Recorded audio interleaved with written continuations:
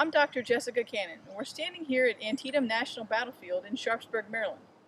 An important turning point of the Civil War took place here in September of 1862.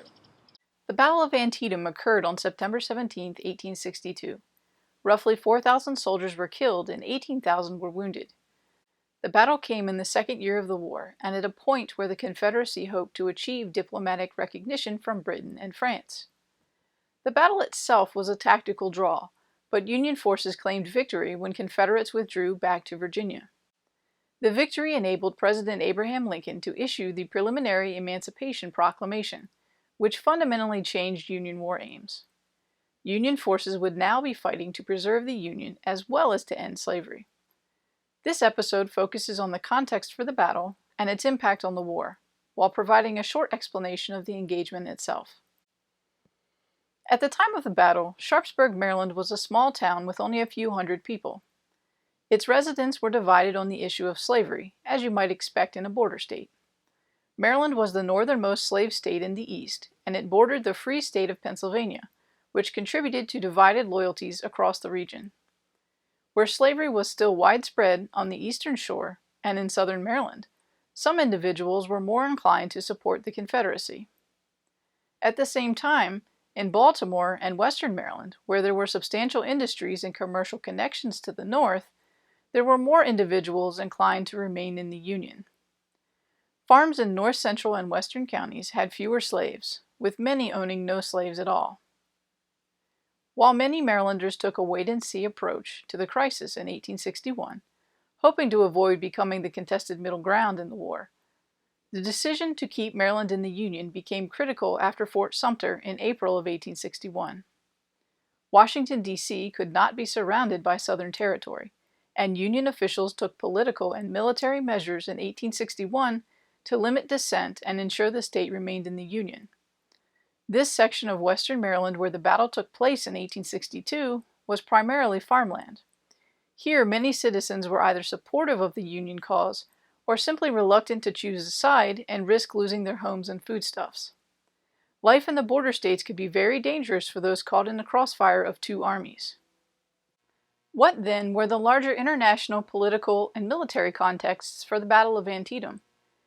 General Robert E. Lee, commanding the Confederate Army of Northern Virginia, had several objectives for moving north in September of 1862. First, for over a year, the war in the Eastern Theater raged across Virginia's fields. By moving operations northward, Lee hoped to give Virginia farmers a break in time for the fall harvest. An invasion of Union territory at this time might also influence elections in the North that fall, undermining the Republicans and the war effort. Second, there were some outspoken pro-Southern Marylanders like Bradley T. Johnson of Frederick, Maryland, who was an officer in Lee's army.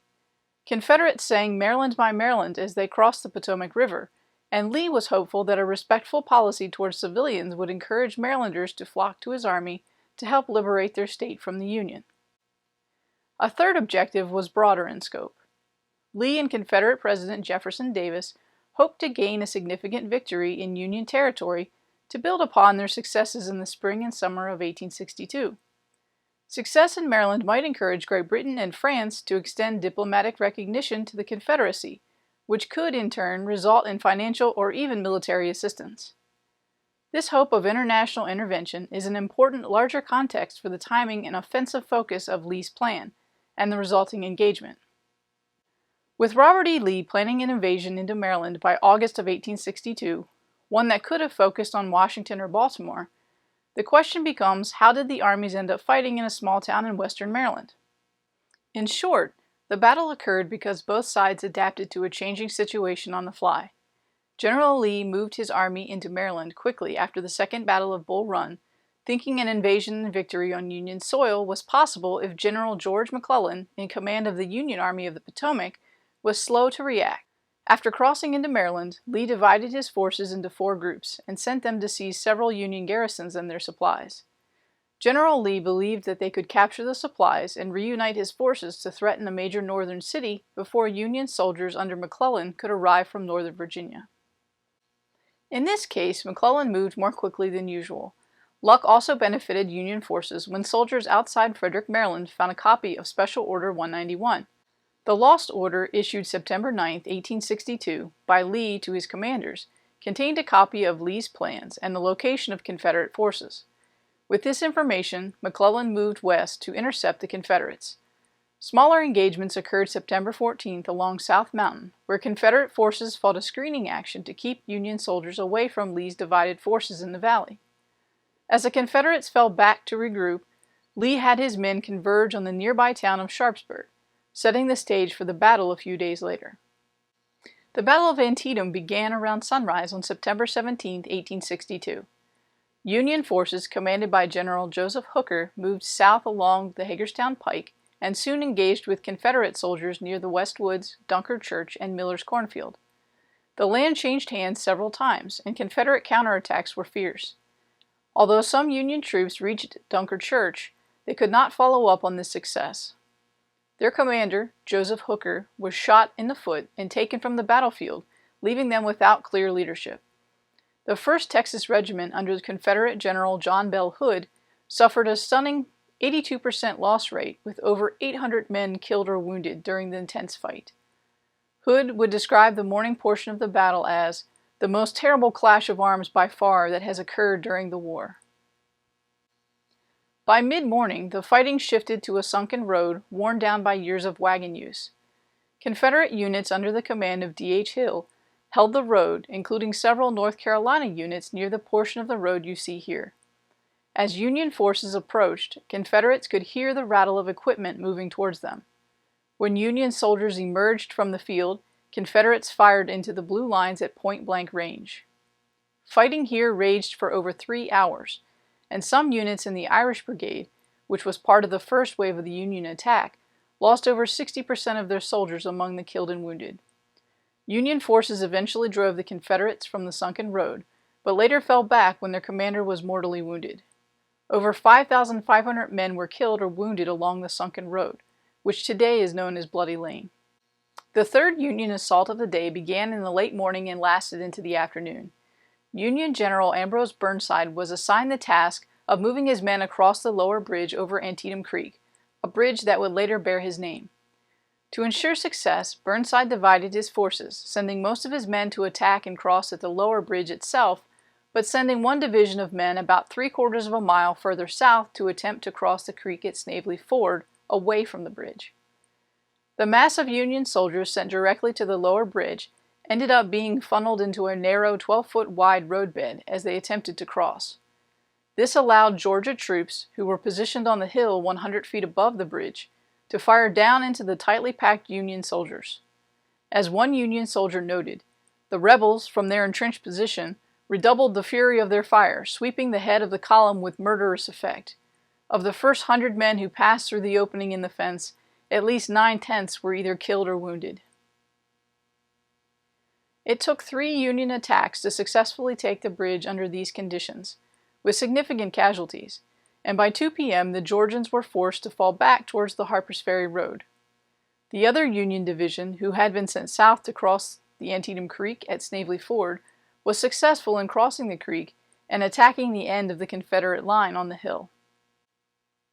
The final attack of the day came as Union forces pushed Lee's right flank back towards the Harper's Ferry Road, with the Confederates almost in disorder.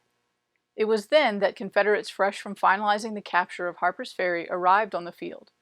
General A.P. Hill's soldiers marched 17 miles up the Harper's Ferry Road and arrived around 4 p.m., and as luck would have it, right where they were critically needed to stop the Union advance. These soldiers went straight into battle, halting the Union advance by the end of the day and preserving the right flank of Lee's lines in and around Sharpsburg. Although both armies remained on the battlefield during the next day, Union commander George McClellan chose not to attack, and Lee eventually slipped back across the Potomac River to the safety of Virginia on the night of September 18th. The battle essentially ended in a tactical draw, with neither side destroying the other army nor pushing the other from the field. But that did not mean that the battle had no significant consequences for the war. In fact, it proved to be a pivotal moment in the Union war effort. The failure of a clear Confederate victory on Northern soil gave Great Britain and France pause in deciding whether or not to recognize the Confederacy. Diplomatic recognition became less likely when President Abraham Lincoln issued the preliminary Emancipation Proclamation on September 22nd. The proclamation declared that all slaves in the states still in rebellion against the federal government on January 1, 1863, would be forever free. Although Lincoln was reluctant in the first year of the war to make ending slavery a war aim, the political situation was changing by September of 1862. Many politicians in the North were beginning to see that emancipating the slaves would be essential to weakening the Confederacy's ability to wage war. After facing a summer full of defeats in the East, Lincoln used the momentum from the Battle of Antietam to release his plan. When the Emancipation Proclamation took effect on January 1, 1863, it shifted the Union war aims to the preservation of the Union and to end slavery in the United States. By the end of the war, some 180,000 African Americans would serve in the Union armies. The Emancipation Proclamation not only announced the end of slavery for some 4 million slaves in the South, pending a Union victory in the war, it also made the enlistment of African Americans possible and ultimately discouraged foreign intervention in the Civil War. The Battle of Antietam was pivotal in bringing about this change in the Union war effort. You can find additional resources and readings on the Battle of Antietam at the link provided in the description below. Thanks for joining me on the Trail of History at Antietam National Battlefield.